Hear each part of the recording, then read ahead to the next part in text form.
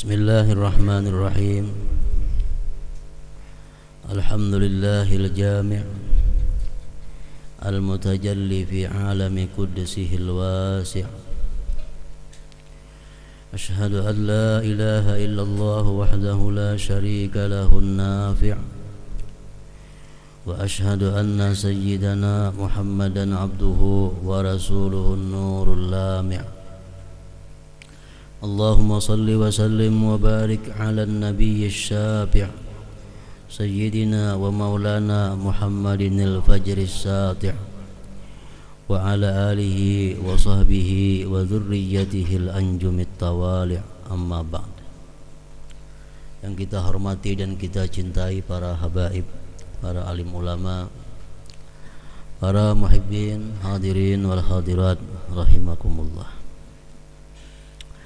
As-sabi' wa thamanun min asma'illahil husna al-jami' huwal muallifu bainal mutamathilati wal mutabayinati wal mutadaddat.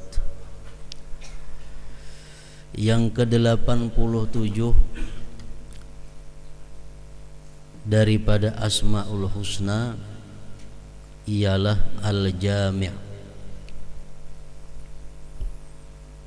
Al-jami' itu huwal muallifu, dialah yang menyatukan,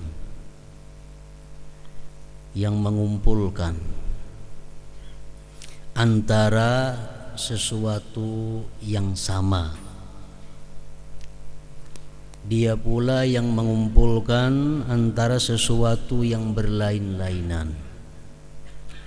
Bahkan dia pula yang bisa mengumpulkan sesuatu yang berlawan-lawanan. Nah, ini adalah al-jami'.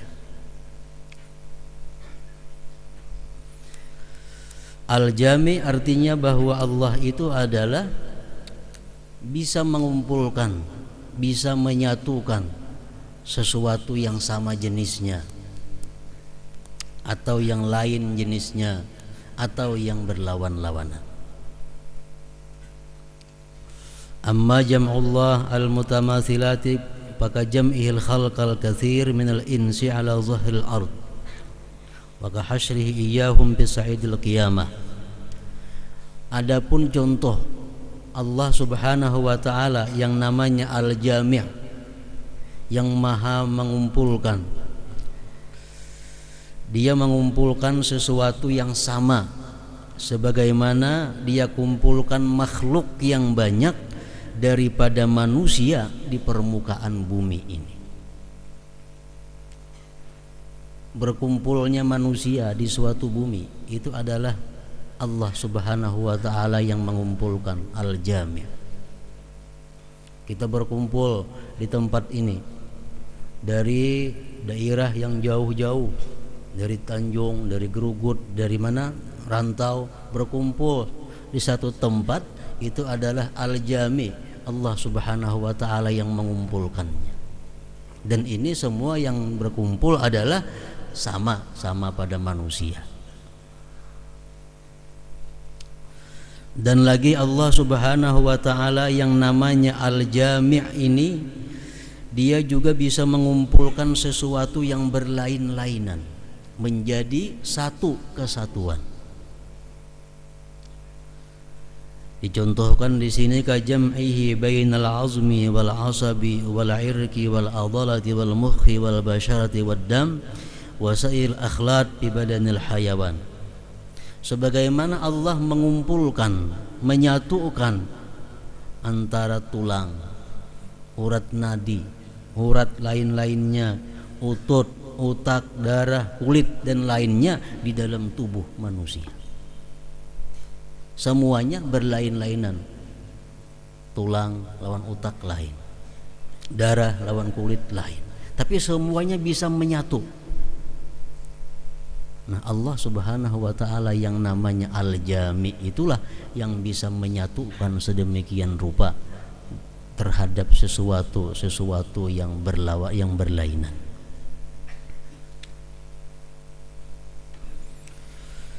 Para muhibbin rahimakumullah, di dalam Al-Quran firman Allah Subhanahu wa taala, A'udzu billahi minasyaitonir rajim, wa idz qala Ibrahim rabbi arini kaifa tuhyil mauta. Ini hubungannya dengan nama Allah Al-Jami'. Qala awalam tu'min qala bala walakin liyatma'inna qalbi. Ketika Nabi Ibrahim berkata, ujar Nabi Ibrahim, wahai Tuhanku, perlihatkan kepadaku bagaimana engkau menghidupkan sesuatu yang sudah mati. Nabi Ibrahim hendak melihat kayak apa Allah Subhanahu wa taala menghidupkan sesuatu yang mati. Qala, berfirman Allah, awalam tu'min, apakah engkau belum percaya hai Ibrahim? Qala bala, ujar Ibrahim, percaya pada engkau bisa menghidupkan yang mati itu percaya, tapi ulun hendak melihat kayak apa pian menghidupkan yang mati itu. Walakin liyatma'inna qalbi, agar tenang, agar tentram hatiku. Ini Nabi Ibrahim minta kepada Allah diperlihatkan kayak apa caranya Allah menghidupkan sesuatu yang sudah mati. Qala fakhudh arba'atan minat tayri fasurhunna ilaik thumma ij'al 'ala kulli jabalin minhunna juz'a thumma ud'uhunna ya'tinaka sa'ya. Tuhan, hai Ibrahim, ambil 4 ekor unggas. Ambil 4 ekor unggas. Menurut para ahli tafsir, unggas yang diambil Nabi Ibrahim itu adalah yang pertama burung merak, yang kedua burung gagak, yang ketiga burung nasar, yang keempat ayam jantan. Jadi oleh ulama tafsir, kenapa Nabi Ibrahim mengambil 4 unggas ini? Karena sifat dan watak yang 4 ini ada pada diri manusia. Nabi Ibrahim mengambil burung merak. Burung merak ini adalah kesukaannya kemewahan dan kemegahan, dan itu ada pada diri tiap-tiap manusia. Yang kedua, Nabi Ibrahim mengambil burung gagak. Gagak ini dikenal punya sifat tamak yang luar biasa. Itu ada pada diri manusia. Yang ketiga, Nabi Ibrahim mengambil burung nasar. Burung nasar dikenal dengan suka makan, dan itu ada pada diri manusia. Yang keempat, Nabi Ibrahim mengambil ayam jantan. Ayam jantan dikenal suka kawin, dan itu ada pada manusia. Ayam jantan itu suka kawin, mamanya dikawininya, anaknya dikawininya. Nah, disuruh ambil 4 jenis ini unggas. Diperintahkan oleh Allah sembelih.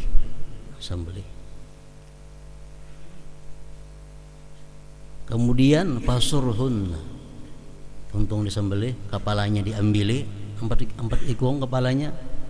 Kemudian ujar Tuhan fasurhun, cancang itu nang 4 tadi. Cancang, dicancang, diaduk nang 4 tadi jadi 1. Kada berupa lagi. 4 binatang ini dicancang-cancang, dikumpulkan, diputar-putar jadi 1, diaduk. Lalu Tuhan nang dicampur tadi, nang diaduk tadi ulah 4 bagian. Sebagaimana asalnya 4, ulah 4 bagian, andak di pucuk gunung-gunung yang 4. Ibrahim melaksanakan tugas, andak sebagian di sini, sebagian 4 buncuk gunung. Ujar Tuhan, panggil dia. Nabi Ibrahim panggil, wahai gagak kemari, wahai burung nasar kemari, wahai ayam jantan ke sini, wahai burung merak ke sini. Nah, lalu daging, tulang, bulu, darah tadi beterbangan masing-masing menuju kawannya.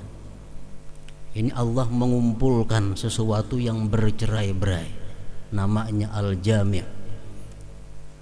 Nah, jadi masing-masing terabangan mencari kawannya, di mana pasangannya, di mana bulunya, di mana darahnya, di mana dagingnya. Akhirnya samuan terkumpul purna seperti semula, tinggal belum kepala, karena kepalanya masih di tangan Nabi Ibrahim keempat-empatnya. Jadi burung tadi jadi kayak burung asal pulang.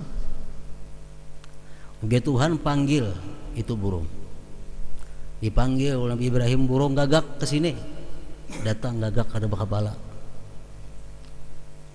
Disorong kepala merak, ada maunya, ada mau ambil. Akhirnya 4 burung ini kembali seperti semula. Nah, ini Allah Subhanahu wa taala menghidupkan sesuatu yang sudah dicancang-cancang, yang sudah mati. Nah, disitulah jelas bahwa Allah ini Al-Jami'. Allah bisa kembali mengumpulkan, menyatukan sesuatu yang sudah bercerai-berai. Nah, sama yang dalam kubur kita. Dalam kubur kita hancur. Begitu terjadi hari kiamat, ditiupkan sangkakala, kita akan dihimpunkan lagi oleh Allah Subhanahu wa taala seperti semula. Inilah nama Allah Al-Jami'. Nah, jadi Allah Subhanahu wa taala yang namanya Al-Jami' ini, dia mengumpulkan sesuatu yang sama, dia bisa mengumpulkan sesuatu yang berlain-lainan macam burung tadi. Bahkan dia bisa mengumpulkan sesuatu yang bertentangan, berlawanan. Panas lawan dingin itu berlawanan, kering lawan basah berlawanan. Allah bisa mengumpulkan itu semua di dalam diri manusia atau diri hewan lainnya. Dalam awak kita nih, kita teliti, ada nang panas, ada nang dingin, ada nang basah, ada nang kering. Cari iya di awak. Japa ya katiak, panas kada, dingin kada, bebanyu kada, ada juga nang kering. Nah, Allah bisa mengumpulkan dalam tubuh manusia itu sesuatu yang berlawan-lawanan, panas lawan dingin berlawanan, tapi ada keduanya dalam tubuh manusia. Nah, inilah Al-Jami', nama Allah Subhanahu wa taala yang dalam Asmaul Husna nomor 87 ini. Para muhibbin rahimakumullah, Al-mu'min bismillahil jami' ayyakuna jami'an ilmai zahiri wal batin wa jami'al a'malis salihati wal kalimatit tayyibat wa jami'al ahwal wal maqamatis syarifat. Orang yang sudah beriman dengan nama Allah Al-Jami', yang maha mengumpulkan. Orang yang beriman dengan nama Allah Al-Jami' itu bahwa dia menghimpunkan, dia mengumpulkan ilmu baik yang zahir maupun yang batin. Dia menghimpunkan segala amal saleh dan kalimat-kalimat thayyibah. Dan dia mengumpulkan segala macam ahwal dan maqam yang mulia-mulia. Nah, ini adalah samaratul iman, buah keimanan kepada nama Allah Al-Jami' ini. Kita mengumpulkan ilmu baik yang zahir maupun yang batin. Kedua-duanya ilmu itu jadi satu dalam diri kita. Ilmu zahir, ilmu batin ini secara rinci bisa diartikan ilmu tauhid, ilmu fikih, ilmu tasawuf. Ini 3 ilmu ini mesti kita miliki sesuai dengan keperluan kita kepada ketiga ilmu ini. Ilmu tauhid kita wajib mengetahui, wajib mempaham, wajib menghafal, wajib meyakini, mengimani. Nah, ilmu fikih kita wajib belajar, wajib mengetahui. Ilmu tasawuf demikian pula. Bila kita mampu ketiga ilmu ini kita satukan dalam diri kita, ini merupakan adalah samarah iman, buah iman kepada nama Allah Al-Jami'. Ilmu tauhid itu diperlukan untuk apa? Untuk membangun pondasi amal. Untuk membangun pondasi ibadah itu ilmu tauhid. Orang kada bertauhid kada akan bisa membuat satu bangunan amal. Kenapa? Pondasinya kada ada. Nah, tauhid ini diperlukan untuk pondasi amal ibadah kita. Kayak apapun amal ibadah kita, baiknya, banyaknya, kalau kita kada bertauhid, kada akan bisa terjadi. Kada akan bisa terjadi satu amal. Nah, jadi ilmu tauhid itu dituntut gunanya apa? Untuk membangun pondasi amal. Ilmu tauhid ini keimanan. Makanya ujar Nabi, man sama ramadhana imana, siapa puasa Ramadan hal keadaannya beriman. Mesti beriman dulu. Orang sembahyang mesti beriman dulu. Nah, iman ini tauhid hubungannya pondasi amal. Ilmu fikih gunanya apa? Untuk membangun kerangka amal. Ini ilmu fikih. Sedangkan ilmu tasawuf ini gunanya untuk memperhiasi amal. Apabila amal kita dibangun di atas pondasi yang kukuh dan diperhiasi dengan sebaik-baiknya, maka amal kita akan diterima oleh Allah Subhanahu wa taala dan mendapat ganjaran yang besar darinya. Nah, ini 3 macam ilmu pada boleh tidak mesti satu menyatu dalam diri kita. Kita kumpulkan ketiga-tiga ilmu itu. Ilmu tauhid, ilmu fikih, dan ilmu tasawuf. Yang kedua, sesudah kita mengumpulkan, menghimpunkan ilmu yang 3 tadi, kita kumpulkan, kita himpunkan amal-amal yang saleh dan kalimat-kalimat thayyibah. Kita jangan hanya terfokus menghimati satu amal saleh, tapi hendaknya berbagai macam amal saleh kita kumpulkan, kita laksanakan. Karena masing-masing satu amal saleh mempunyai kelebihan, keistimewaan di sisi Allah Subhanahu wa taala. Dalam kitab Sahih Muslim disebutkan kisah di mana Rasulullah SAW duduk dengan beberapa orang sahabatnya. Rasulullah berkata kepada beberapa orang sahabatnya ini, man asbaha minkum al-yawma sha'ima. Jadi Nabi, wahai sahabat-sahabatku, hari ini siapa yang puasa? Adakah yang puasa hari ini? Faqala Abu Bakrin, ujar Abu Bakar, ana ya Rasulullah, ulun hari ini puasa. Qala, bersabda lagi Rasulullah, faman tabi'a minkumul janazah al-yawma. Siapa ya Nabi yang hari ini ada, siapa yang ada hari ini umpat mengantar jenazah ke kuburan? Siapa di antara kalian hari ini yang ada umpat mengantar jenazah ke kuburan? Faqala Abu Bakar, ana ya Rasulullah, ulun tadi umpat wahai Rasulullah mengantar jenazah ke kuburan. Faqala, berkata lagi Rasulullah sallallahu alaihi wasallam, paman at'ama minkumul yawma miskina. Jadi Nabi, siapa di antara kalian yang hari ini ada memberi makan orang miskin? Faqala Abu Bakar, ana ya Rasulullah, ulun tadi memberi makan orang miskin hai Rasulullah. Rasulullah bersabda lagi,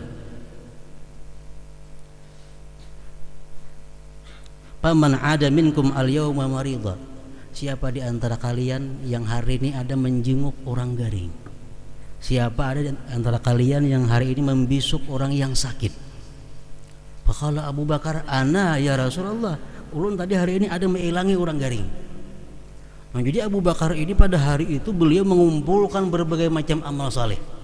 Puasa iya, mengantarkan jenazah iya, memberi makan orang miskin ada, mengilangi orang garing ada. Faqala Rasulullah sallallahu alaihi wasallam, majtama'na bimri'in illa dakhalal jannah. Tidak terhimpun itu amal-amal saleh seperti tadi dalam diri seseorang, melainkan dia ahli surga. Melainkan dia adalah ahli surga. Nah, jadi artinya segala macam bentuk amal saleh yang ada di hadapan kita itu mesti kita kumpulkan. Segala macam peluang yang ada bagi kita untuk beramal saleh itu kita ambil, agar kita bisa mengumpulkan amal saleh sebanyak-banyaknya. Nah, ini keimanan kepada al-jami' tadi. Bapak, misalnya kita sudah puasa hari ini, kita puasa hari ini, ada orang mati, aku puasa hari ini, Ada orang garing, kita bilang orang garing, nah bah kada aku puasa hari ini, nah sabutingannya kamu puasa itu bang diandalkan. Mestinya dikumpulkan segala amal saleh. Macam Abu Bakar Siddiq radhiyallahu anhu. Dan pula dia di samping mengumpulkan amal-amal saleh, dia mengumpulkan kalimatut thayyibah dalam sehari semalam ini. Dia kumpulkan kalimat thayyibah. Dia bukan hanya membaca zikir la ilaha illallah, tapi dia juga bersalawat kepada Nabi, dia juga bertasbih, dia juga beristighfar, dia juga mengucap la haula wala quwata illa billah, dia juga mengucap hasbunallah wa ni'mal wakil. Sehari semalam macam-macam kalimat thayyibah dikumpulkannya. Namun kita umpamanya saban hari membaca ratibul atas, kita baca saban hari, semuaan bilang kalimat thayyibah sudah terkumpul kita baca. Hasbunallah wa ni'mal wakil ada, la haula wala quwata illa billah ada, astagfirullahalazim ada. Nah, semuaan kalimat thayyibah itu adalah mempunyai keistimewaan di sisi Allah Subhanahu wa taala. Dalam surga itu ada pintu. Pintu ini khusus untuk orang yang mengucap la haula wala quwata illa billah. Orang yang kadang mengucap la haula walaupun amalnya banyak, walaupun mati ke surga, kadang masuk lewat pintu itu. Dalam surga ada pintu khusus untuk orang yang mengucap hasbunallah. Kalau dalam dunia kita kadang mengucap hasbunallah, kita kadang akan bisa lewat pintu itu, walaupun kita ahli surga, walaupun kita banyak punya amal ibadah lain. Nah, jadi setiap amal ibadah yang berupa kalimat thayyibah, berupa bacaan-bacaan ini, semuaan kita kumpulkan supaya jangan luput.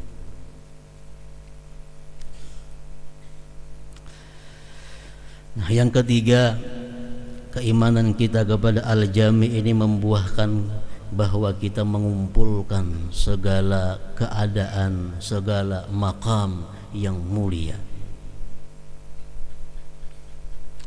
Para muhibbin rahimakumullah,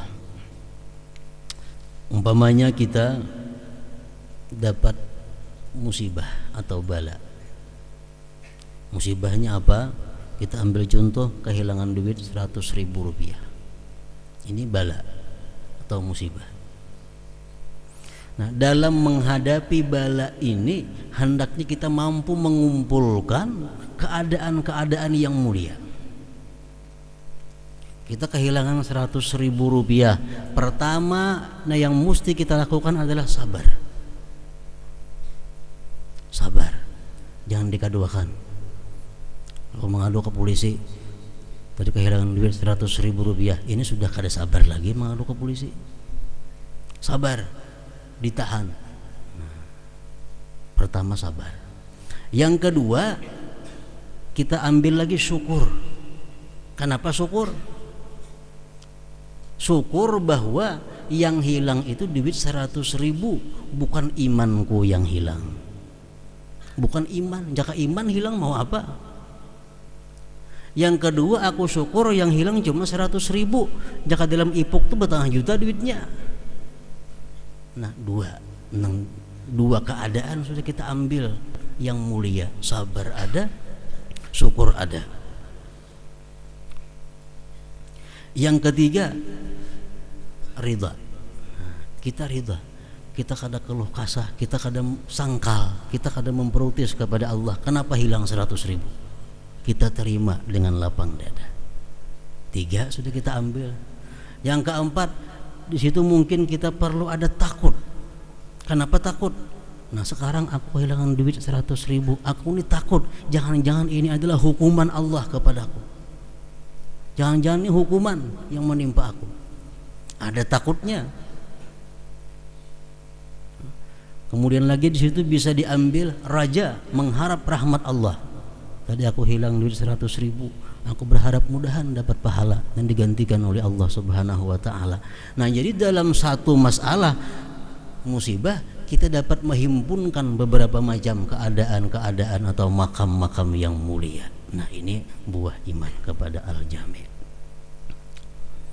Dapat nikmat, dapat duit hari ini, nikmat dari Allah 100.000 rupiah.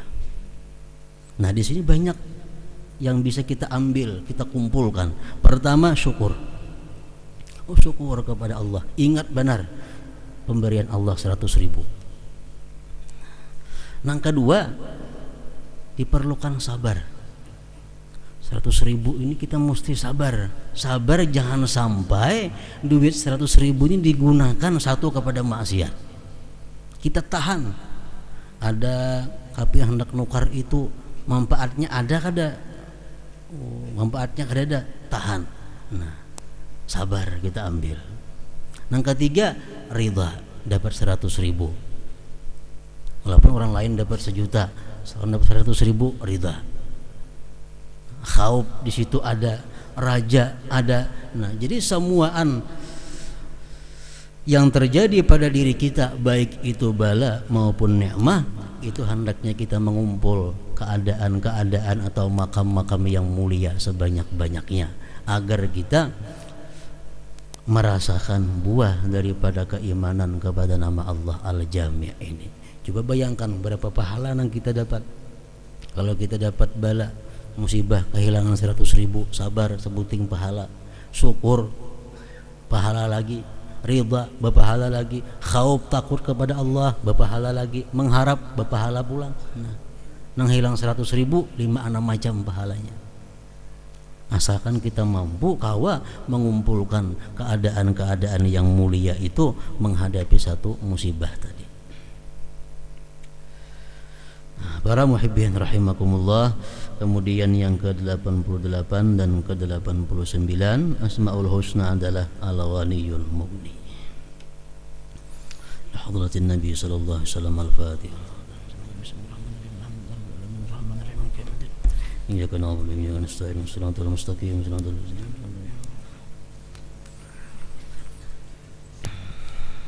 أشهد أن لا إله إلا الله وحده لا شريك له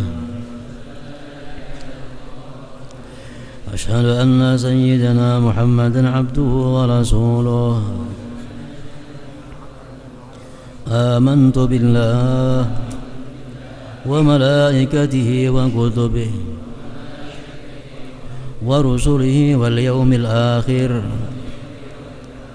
وبالقدر خيره وشره صدق الله وصدق رسوله صدق الله وصدق رسوله آمنت بالشريعة وصدقت بالشريعة وإن كنت قلت شيئا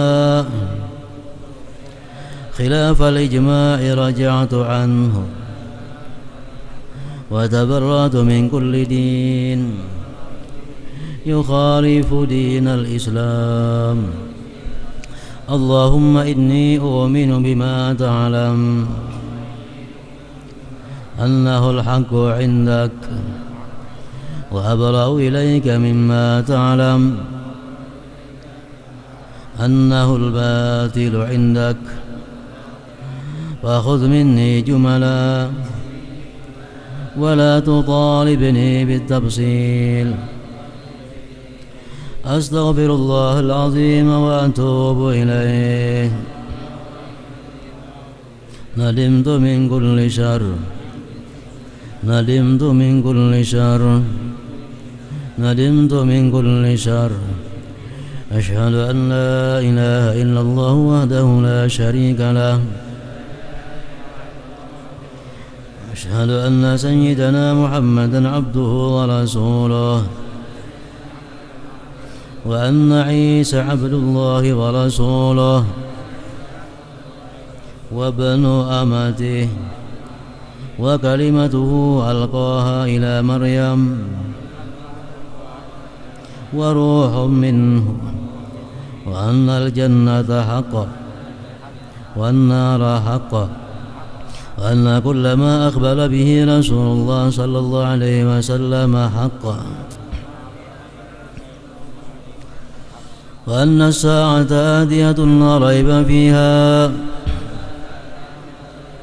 وأن الله يبعث من في القبور أشهد أن لا إله إلا الله وحده لا شريك له أشهد أن سيدنا محمدا عبده ورسوله لا إله إلا الله أفني بها عمري لا إله إلا الله أدخل بها قبري لا إله إلا الله أخلو بها وحدي لا إله إلا الله ألقى بها ربي لا إله إلا الله قبل كل شيء لا إله إلا الله بعد كل شيء لا إله إلا الله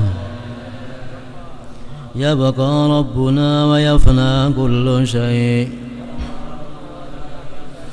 لا إله إلا الله أستغفر الله لا إله إلا الله أستغفر الله لا إله إلا الله أستغفر الله لا إله إلا الله وأتوب إلى الله لا إله إلا الله محمد رسول الله صلى الله عليه وسلم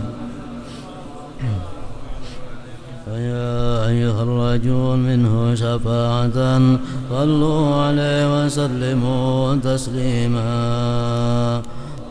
وسلم وبارك عليه وعلى آله